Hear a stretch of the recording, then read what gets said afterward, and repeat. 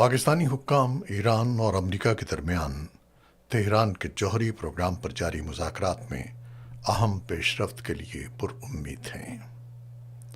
ذرائع کے مطابق اسلام آباد ایک ایسے تنازع کے خاتمے کے لیے اپنی سفارتی کوششیں تیز کر رہا ہے جس میں ہزاروں جانیں ضائع ہو چکی ہیں۔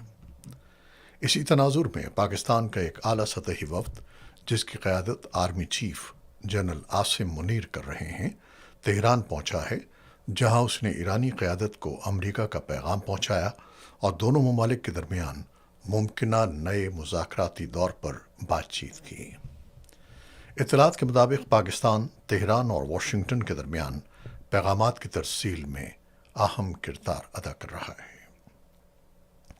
پاکستان نے دونوں ممالک کو آگاہ کیا ہے کہ وزیر اعظم شہباز شریف کی غیر ملکی دورے سے واپسی کے بعد ہی مذاکرات کے دوسرے مرحلے کی حتمی تاریخ کا اعلان کیا جائے گا۔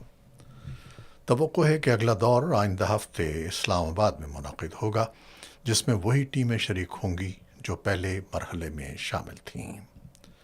جوہری مذاکرات میں سب سے بڑا اختلاف ایران کی یورینیم افزودگی کی مدت اور اس کے پاس موجود تقریباً 440 کلو گرام انتہائی افزودہ یورینیم کے ذخیرے پر ہے۔ مختلف تجاویز زیر غور ہیں، جن میں اس مواد کو کسی تیسرے ملک میں منتقل کرنا یا اسے کم درجے تک لانا شامل ہے۔